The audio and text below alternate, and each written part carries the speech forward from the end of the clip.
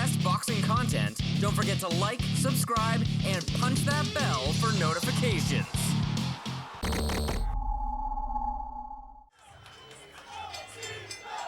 Ladies and gentlemen, we are set to go with our next bout of the evening. It is scheduled for 6 rounds in the junior welterweight division. Brought to you by DiBella Entertainment in association with Cristo's Steakhouse and the Underground Clown.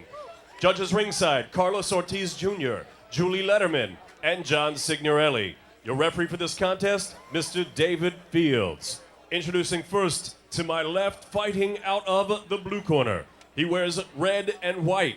Official weight, an even 142 pounds. Professional record, 6 victories against 2 defeats. All 6 of those wins coming by way of knockout. Ladies and gentlemen, from Gulfport, Mississippi, please welcome Carl McNickles. And his opponent across the ring, fighting out of the red corner.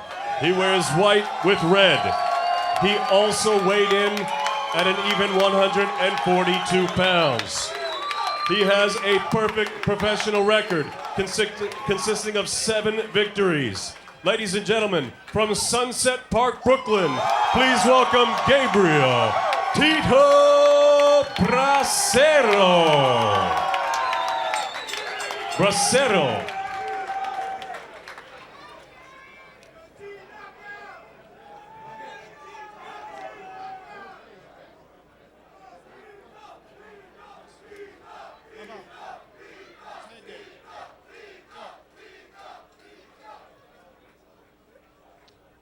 Gentlemen, I'm scheduled about 6 rounds. You both know the rules. I expect you to obey my commands at all times. Most of all, protect yourself at all times. Touch gloves, good luck. All right, we're ready to go. David Fields is ready to get them started. 6 rounds in the 140-pound division. And Brian Bracero undefeated, but conspicuous in that he has 7 wins, no knockouts. I think tonight's the night he gets his first knockout. He has an opportunity tonight to get a knockout because you can bet that McNickles will be aggressive. So there's going to be some opportunities there for him to catch McNickles coming in and land some nice crisp shots.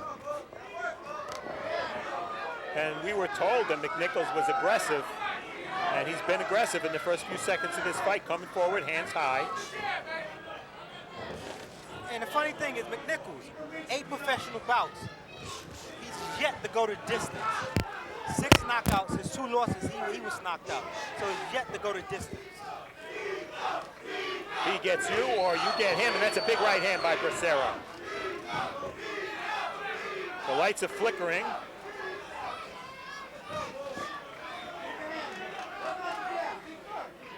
And if you're Bracero, statistically, you don't have the punching power, so you want to work the body on the inside. Try to slow down the bigger puncher. Looks like McNickles is going to force a pretty good pace. Although he's reaching with some of his shots from a little bit too far away.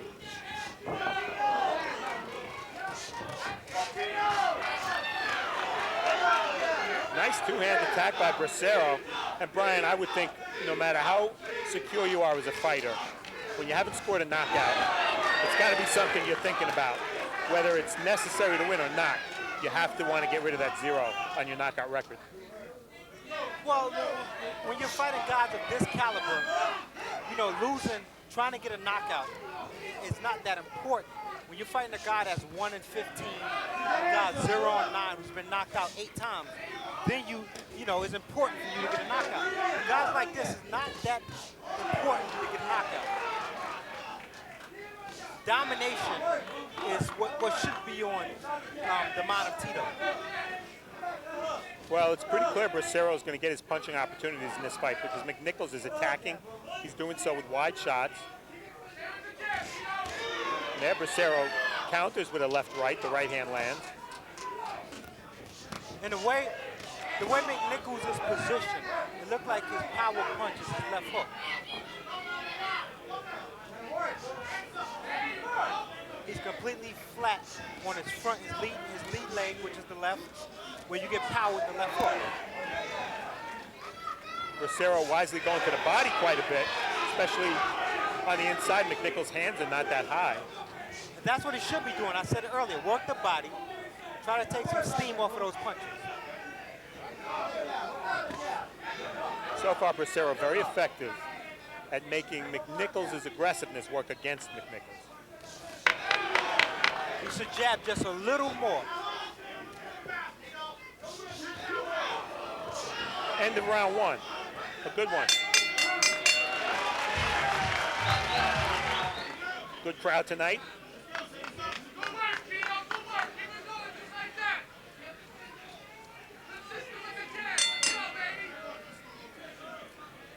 And here we go, action from round two.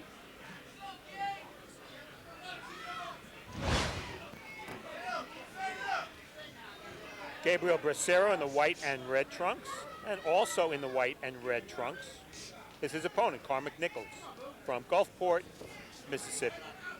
And strange enough, you know, normally coming out for the second round, you would give pointers as to what the guy should change up. I think both guys should continue doing what they did the first round, with the exception of Bracero throwing a little bit more jabs and working the body more inside. But I thought they should neither one should make any real adjustments. Well, Bracero is very comfortable counterpunching, and he did so very effectively in the first round. McNickles is going to give him opportunities. You see McNickles coming forward, moving laterally right now, but he will lead with power shots, and that's what Bracero wants to counter. But I don't like Bracero boxing this round. I want him to use the jab, get closer, and then work combinations. A couple of nice jabs and a big left hook by Bracero. They trade toe-to-toe, Bracero getting there first with his shot. See, Bracero should stay close, work combinations, because on the outside, he can lapse in his defense for 1 second and get hit at the end of a haymaker. There's a smudge of blood on the left side of Bracero's face. Not sure where that's from. I think it came from the eye of McNickles. Yes, left eye of McNickles is cut at the corner of the left eye.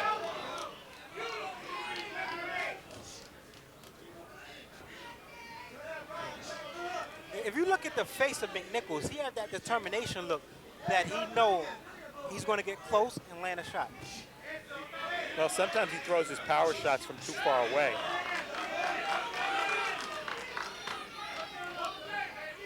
See, Bracero, I know Tommy Gallagher's going to be going crazy in the corner. He just threw a nice combination, and he waited a good 10, 15 seconds before he threw another punch. Too much posing. There's a right hand by Bracero. Right there. Look at that. Too much time in between the next shot.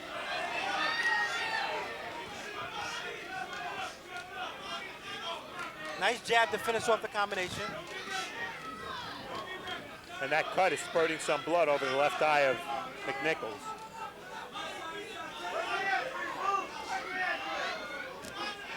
McNickles just missed the overhand right. But Bracero's hands were up.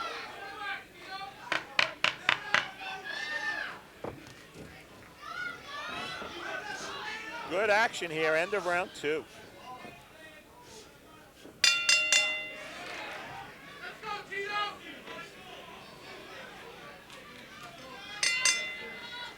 All right, beginning of round three here at BB King's, Gabriel Bracero.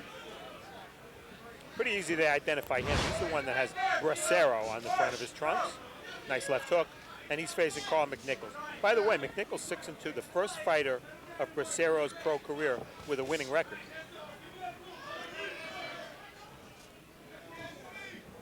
And that just tells you that his team is ready to step him up gradually. See, that's what I said. I don't like the boxing from Tito, because he can get hit on the end of shots. You want him to stay close and keep his hands moving. Because he's clearly the quicker and the more effective boxer on the inside. Well, he's been in counterpunching mode. Even when he's coming forward, he's waiting for McNickles to lead. And that's why you've seen so few jabs from Bracero. Brian, is there anything in Bracero's punching technique that would make you think he would be 7-0 with no knockouts? No, he has beautiful technique. The fundamentals are there. Both his feet are planted when he throws the power shots. You can see nice picture-perfect left hooks, nice overhand rights, and he has his balance, so he should be getting knockouts. But it's just not happening for him.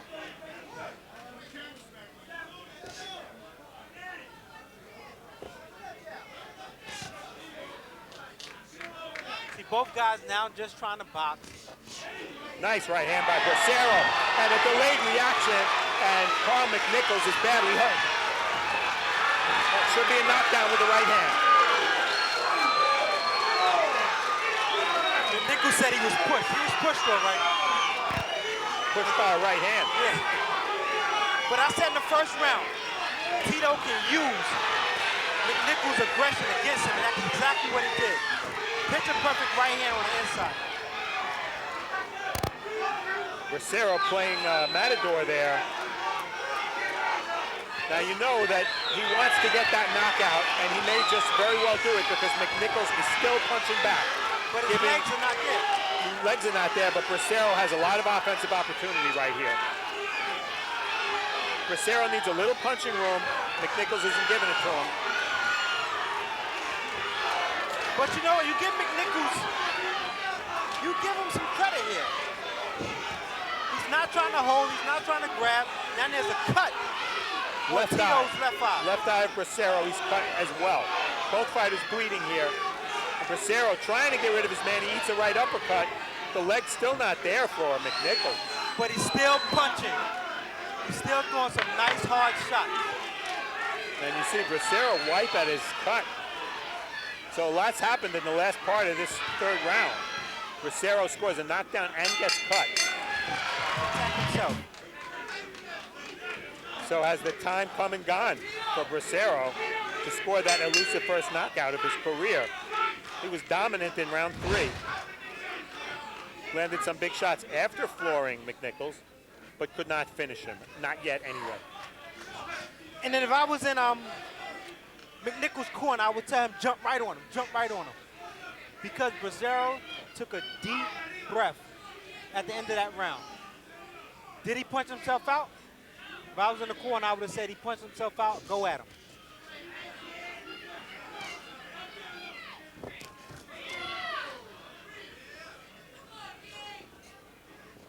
Carl McNickles, his guard is up here as we start, but he's still aggressive, still walking to Bracero.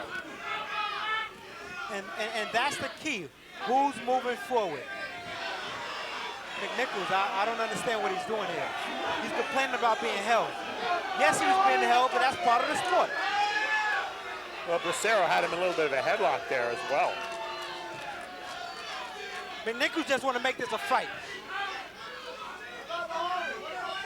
And you like to see that fight in him if you're in his corner.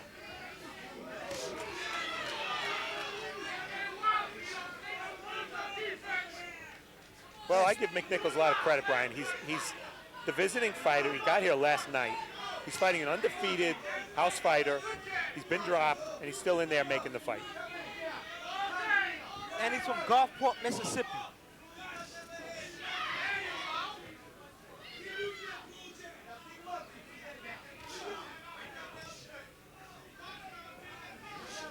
I like what he's doing, though. He's allowing, if you watch, he's allowing Bracero to move into his right hand. He's not cutting the ring off. He's allowing him. He's trying to throw that overhand right. Or the right uppercut, which he threw a few seconds ago but missed with. He tends to throw that uppercut from a little too far away. Genius, because Bracero's cut on his left side. So you want him to move into your power shot, which is the right hand. You think Bracero's taking a little bit of break here after maybe punching himself out in the third? Well, I mean, smart of him, though. He's getting back to the basics. He's boxing. I think he's doing well this round. His output is down, but I think he's doing well. Well, he's jabbing more this round, Bracero is, than we've seen in the past. Not connecting with that high percentage of his jab, but he's controlling the pace of the round pretty well. And that's what a jab does. It controls the pace. But every now and then, I would like to see Bracero throw a right hand to the body or a left hook to the body off a jab. They're going to mouthpiece for McNickles off a nice stiff jab. And the cut over the left eye of Bracero, not a factor. Left hook by McNickles gets in. Tommy, excellent corner, man, trying to keep him focused. And Tommy just did something I don't think I've ever seen before. He took a swig of the water himself. Isn't that for the fighter? I guess the yell in the corner has made Tommy thirsty. Tommy, one of the gems of the New York fight scene, that's for sure. He's a real original. And he's high on this Bracero, who's undefeated, coming back after spending a long time out of boxing. He had a 7.5-year layoff. This was a top amateur in the late 90s. Then we didn't see him again until 2008. Nice double jab, down and up by Bracero.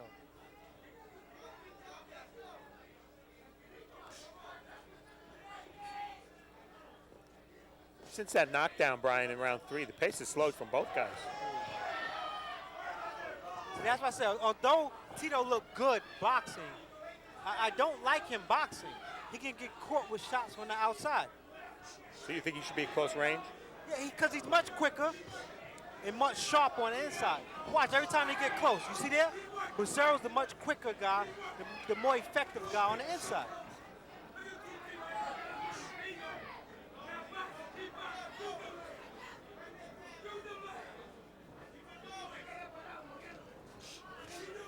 Right now, McNickles doesn't seem able to get close enough to land anything of note. I'm going to say the boxing has slowed the pace down, which is in favor of Tito. Well, there's no doubt McNickles is not going to win this fight on points because he lost that third round 10-8. I gave him the first 2 rounds as well, Brian. Did you also? That's correct. But you know what, McNickles, through experience, he's not trying to go the distance. He haven't went the distance yet. He's looking to get knocked out or knock you out.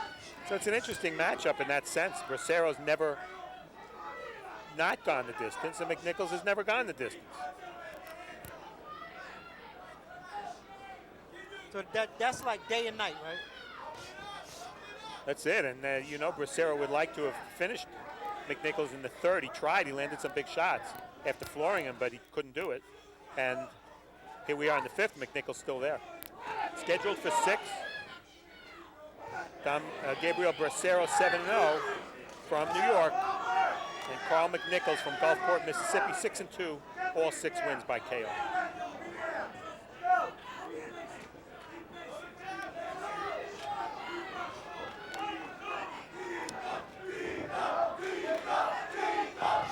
Tito's the crowd try to cheer him on. He's predominantly moving one way towards his left. He's gotten away with it, but predominantly moving to his left. That was a nice counter combination by Bracero, 3 punches.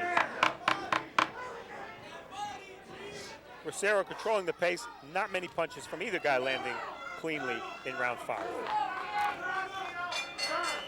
Ladies and gentlemen, this is the 6th and final round.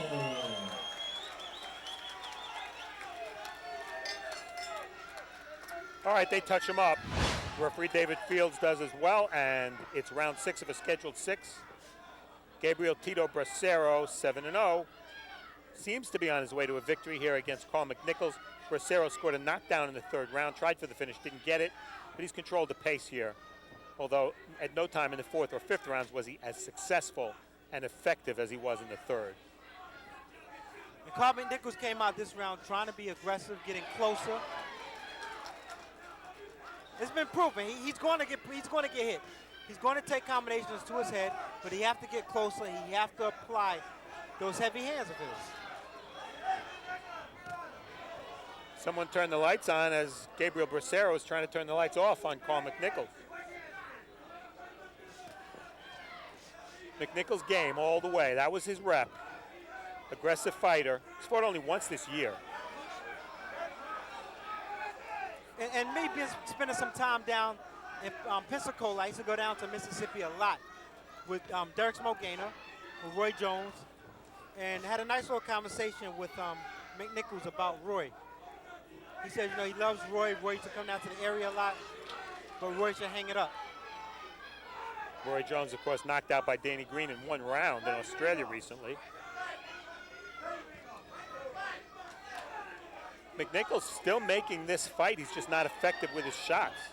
Bracero's jab has been the better jab all fight. And that's the interesting thing about this round. He's getting closer. He has 6 knockouts and 6 wins. So it's always, what if he land that punch?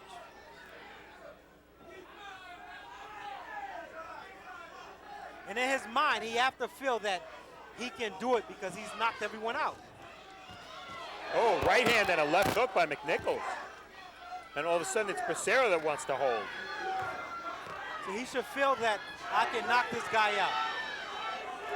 Forget about the previous 5 rounds. This is my round. And Bracero, Brian, looks gassed. Hands are lower. He's getting hit a lot more this round. And the haymakers, the wild swinging from McNickles is hurting him. Hurting Bracero or hurting McNickles? I'm sorry, hurting McNickles because Bracero is going low with those wild shots and it's going under him. Watch the wild shots. Yeah, everything's long and telegraphed from McNickles. You know, it's sort of like, what did Ali say about Foreman? Well, watch out, here come the right. It's one of those situations. Well, we're going to go to distance here, the 6th-round distance. It was a good 6th round for Carl McNickles. Right hand by Bracero and a jab.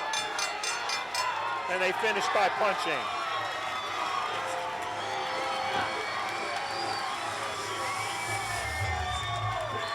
All right, we're back and we're ready to get the official decision from the 6th-round junior welterweight bout, Gabriel Bracero and Carl McNickles. Let's go up to our ring announcer, David Diamante. Ladies and gentlemen, after 6 rounds of action here at BB King's, we go to the judges' scorecards. Judge Julie Utterman scores this contest 60-53. Judge Carlos Ortiz scored this bout 59-54. And Judge John Signorelli scored this contest 58-55. All for your winner by unanimous decision. And still undefeated, Gabriel Tito Bracero. Brian, Gabriel Bracero goes to 8-0. Didn't get that knockout, that elusive first knockout.